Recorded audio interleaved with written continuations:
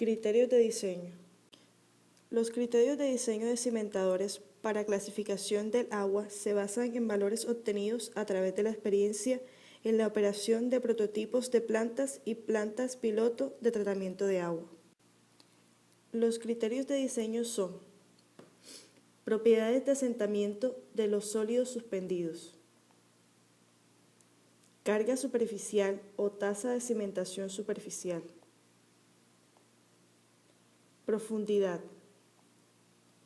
tiempo de retención, velocidad horizontal, unidades de entrada y salida del sedimentador.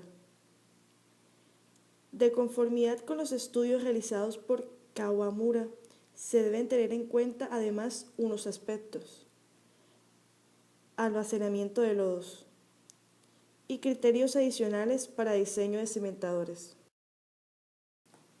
Propiedades de asentamiento de los sólidos suspendidos. La ley de Stokes indica que existen varias propiedades del agua y de sus sólidos suspendidos que afectan la sedimentación: la temperatura del agua, la densidad de las partículas y el tamaño y la forma de las mismas. La velocidad de asentamiento de una partícula varía inversamente con la viscosidad cinemática, la cual es función de la temperatura. La temperatura tiene un efecto importante en la sedimentación y con aguas frías debería reducirse la carga superficial de diseño. La velocidad de asentamiento de una partícula variará también directamente con el valor de la diferencia S sub S menos 1 y por ello a la mayor densidad de la partícula mayor será su velocidad de asentamiento, o sea, mayor la carga superficial de diseño.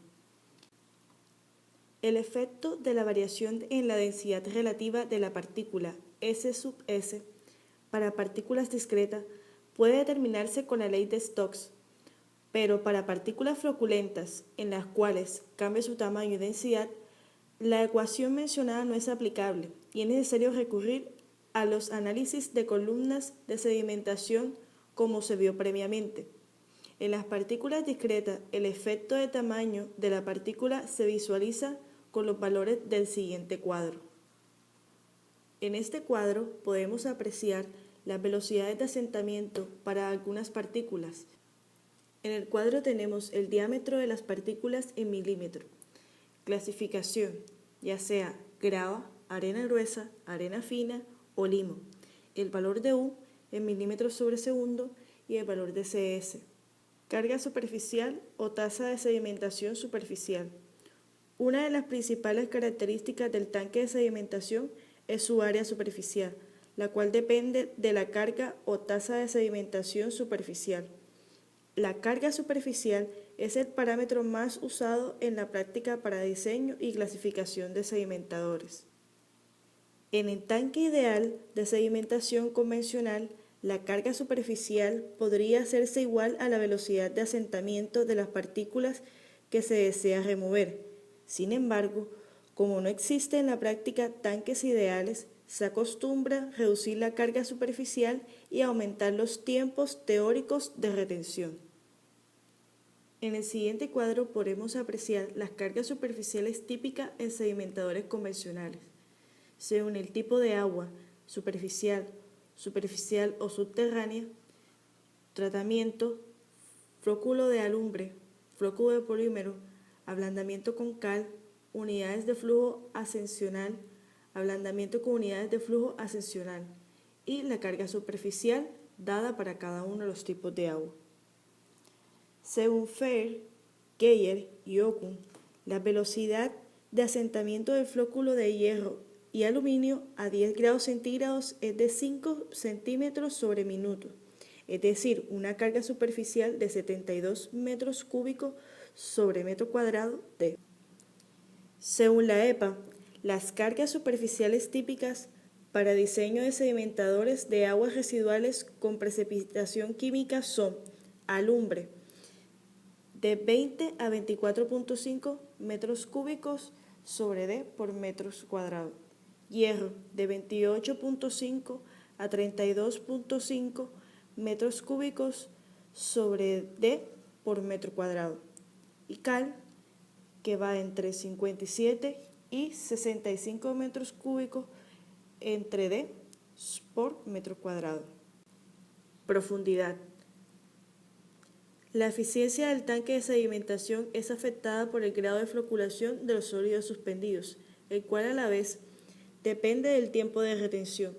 El volumen del tanque de sedimentación es igual al producto de su área superficial A por la profundidad D. El tiempo de retención es igual al volumen del tanque dividido por el caudal. Por consiguiente, el tiempo de retención teórico es directamente proporcional a la profundidad.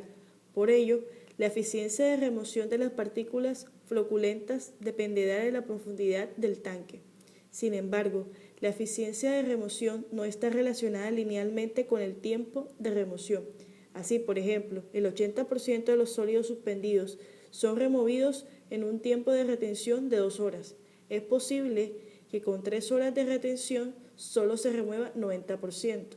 Además, como los tanques profundos son más costosos, no es deseable tenerlos excesivamente profundos. En general, la profundidad de los tanques de sedimentación es mayor de 3 metros. Tiempo de retención. El tiempo de retención depende del propósito del sedimentador. Para tanques o dardenes de sedimentación simple, el tiempo de retención debe ser lo suficientemente largo como para permitir el asentamiento de partículas con velocidad de asentamiento muy baja. En este caso, el tiempo de retención puede ser de varios días. En tanques convencionales usados para sedimentación de los sólidos provenientes de coagulación o ablandamiento de aguas, un tiempo de retención de 2 a 4 horas es generalmente suficiente como para la preparación del agua para su filtración subsecuente. Cuando el agua va a ser usada sin filtración, se provee tiempos de retención hasta de 12 horas. En sedimentadores tubulares de alta tasa, el tiempo de retención es de 3 a 6 minutos. En los de placas inclinadas, de 15 a 25 minutos. Velocidad horizontal. La velocidad de flujo a través del tanque de sedimentación no será uniforme en toda la sección transversal del tanque perpendicular a la dirección de flujo, aunque la entrada y salida sean diseñadas para la distribución uniforme, debido a la existencia de corrientes de densidad, corrientes de inercia, cortocircuito y operaciones de mecanismo de remoción de lodos. Unidades de entrada y salida del sedimentador. La entrada al sedimentador se diseña para distribuir el agua uniformemente sobre la sección transversal del tanque entre el floculador y el sedimentador. Es más importante que la unidad de salida para controlar corrientes de densidad e inercia y afecta por ello en mayor grado de eficiencia del sedimentador. La mejor unidad de entrada es una que permita el paso del agua al sedimentador sin tuberías o canales. La velocidad de los canales debe ser lo suficientemente baja para evitar que el flóculo se rompa, generando entre 15 y 60 centímetros sobre segundo. El principal propósito de la unidad de entrada es de proveer una transición suave entre la velocidad relativa alta de la tubería afluente y la velocidad baja uniforme deseable en la zona de asentamiento para minimizar su interferencia con este propósito. El canal de entrada debe extenderse a todo lo ancho del tanque para asegurar la distribución uniforme sobre toda la sección transversal.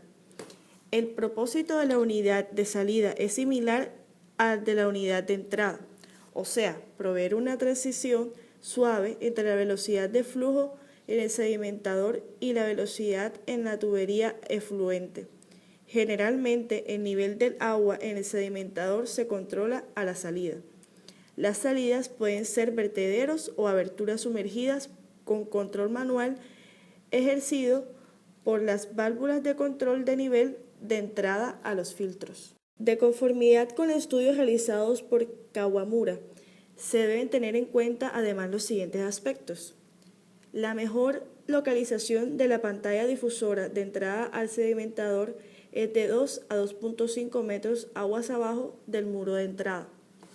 El tipo de difusor más efectivo tiene distribuidos uniformemente orificios de 125 milímetros con una relación de abertura del 6 al 8% para tanques con relación longitud-ancho y ancho-profundidad aproximadamente igual a 4:1. La velocidad máxima del flujo a través de los orificios debe ser 150 milímetros sobre segundo para prevenir rotura del flóculo. La pérdida de carga óptima en los orificios de entrada es igual a 2 a 3 milímetros. En tanques sujetos a vientos severos, corrientes de densidad o variación de caudal, son recomendables 2 paredes difusoras intermedias. En tanques sujetos a vientos benignos, corrientes de densidad o variaciones de caudal, una pared difusora intermedia es recomendable. Almacenamiento de lodos. Al diseñar el sedimentador hay que tener en cuenta el volumen destinado al almacenamiento de lodos. Los lodos generalmente se mueven hidráulicamente hacia una tolva de lodo de donde son extraídas mediante una tubería de desagüe. El tanque tendrá, por consiguiente, en su fondo una pendiente suave hacia la tolva de lodos. Para el arrastre de los lodos se pueden también usar mecanismos de arrastre de lodos de movimiento lento para no alterar el proceso de sedimentación o la resuspensión de los lodos. Por esta razón, la velocidad del mecanismo de arrastre de los lodos debe ser menor a 0.5 centímetros sobre segundo. Según Sánchez Montenegro, la pendiente longitudinal varía entre 2 y 3%, la pendiente transversal del 10 al 12% y el diámetro mínimo del desagüe 30 centímetros. Otros autores recomiendan pendientes mayores de 0.4% y diámetro mínimo del desagüe del 15 centímetros. En general, la pendiente más usada para el fondo de tanques rectangulares es del 1% y del 1.2/1 a 2/1 para tolvas de lodo. Criterios adicionales para diseño de sedimentadores. Los sedimentadores deben tener capacidad suficiente para permitir la sedimentación adecuada de los caudales extremos en la planta. El número de tanques se determina mediante el caudal total, el grado de flexibilidad de operación y la economía del diseño. Debe proveerse un mínimo de 2 tanques para poder sacar una unidad de servicio para mantenimiento y limpieza. Según Sánchez Montenegro, si hay varias unidades rectangulares adosas, el costo mínimo se producirá cuando se cumpla la siguiente ecuación. A entre L es igual a N más 1 entre 2N, donde A es el ancho de cada sedimentador, L la longitud de cada sedimentador y N el número de sedimentadores. Los sedimentadores estarían adosados según la dimensión L, o sea, el ancho total es N por A. En plantas grandes, sin embargo, el número de los tanques será determinado por el tamaño máximo práctico posible de un solo tanque o por la efectividad de la sedimentación. La carga superficial y el tiempo de retención se selecciona de conformidad con las propiedades de asentamiento de los sólidos suspendidos, como se vio previamente. Si se usa equipo mecánico de recolección de lodo, se ajusta la pendiente, generalmente es de 0.17% y la relación longitud-ancho de tal forma que permita acomodar satisfactoriamente el equipo. En tanques rectangulares se usa comúnmente una relación longitud-ancho entre 1,3 y 5,1. En general, se prefieren tanques de menos de 75 metros de longitud. Los lodos pueden recogerse en 1, 2 o 3 tolvas de lodos. En cada caso, cada tolva debe equiparse con una tubería separada de drenaje. Se debe poder desocupar el tanque en un tiempo de 30 a 60 minutos. Para calcular la tubería de desagüe se puede usar la siguiente fórmula. S es igual a A, que divide 4.850 por T por la raíz de D, donde S es la sección de desagüe, A, el área superficial del sedimentador, T, tiempo de variación en horas, D, la altura del agua sobre la boca del desagüe. La descarga de desagüe para la altura máxima D está dada por Q es igual a 0.61 S, que multiplica la raíz cuadrada de 2G por D, donde Q es la descarga y G es la aceleración de la gravedad. Para prevenir asentamientos de lodo en la tubería de desagüe, la velocidad de flujo debe ser mayor de 1.4 metros sobre segundo. De igual forma, es necesario calcular la velocidad de arrastre o velocidad horizontal de flujo, que se calcula a partir de la siguiente ecuación. BA es igual a la raíz cuadrada de 8, que multiplica beta entre F multiplicado por G, que multiplica S sub S menos 1 por D, donde B sub A es la velocidad de arrastre o velocidad horizontal de flujo, beta va de 0.04 a 0.1 o de 0.04 a 0.06, siendo la constante que depende del tipo de material sedimentado. F es el factor de fricción de Darcy, Weisbach, y el valor es de 0.03 para arenas. G, la gravedad de diámetro promedio de las partículas, y S sub S, densidad relativa de las partículas. A continuación, veremos un ejemplo que representa nuestro tema acerca del criterio de diseño para sedimentadores. Para un caudal de 10.000 metros cúbicos sobre D, aproximadamente 116 litros sobre segundo, de determinar las características principales del sedimentador de placas planas, suponiendo carga superficial de 180 metros sobre D, placas planas de 2.40 metros por 1.20 metros por 0.006 metros separadas cada 0.06 metros e instaladas con un ángulo de inclinación de 60 grados con la horizontal. El ancho del sedimentador es de 4.8 metros, viscosidad cinemática es de 1.17 por 10 a la menos 6 metros cuadrados sobre segundo. Solución. Primero se calcula el área de sedimentación acelerada, es decir, A es igual a Q sobre CS. Luego se procede a calcular la longitud del área de sedimentación acelerada, L sub S, para un tanque de 4.8 metros de ancho. Seguido se calcula la velocidad de flujo de los sedimentos de placas, B sub 0, que es 0.24 centímetros sobre segundo. El rendimiento es inversamente proporcional al número de Reynolds y se deben utilizar el número de Reynolds menor a 500. La longitud relativa de sedimentación es L igual a L minúscula sobre D, es decir, que nos queda 20.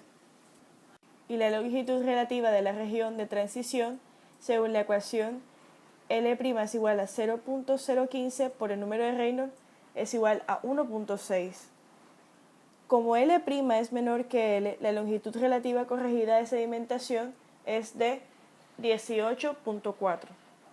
Se procede a calcular la velocidad crítica de sedimentación, igual a 17.9 metros sobre D. El valor anterior es ampliamente apropiado para el flóculo de alumbre o de hierro. Seguimos con el tiempo de retención, que el resultado es de 8.3 minutos. El número de placas N por módulo o fila de 2.4 metros de ancho se calcula según la ecuación D sobre seno de teta multiplicado por n-1 más n, que multiplica Euler sobre seno de teta es igual a L sub S. N, que sería igual a L sub S, seno de teta más D sobre D más E, nos daría el resultado a 153 placas. Las placas se soportan por vigas de concreto longitudinales, apoyadas en columnas o en vigas transversales según se muestra en la siguiente figura.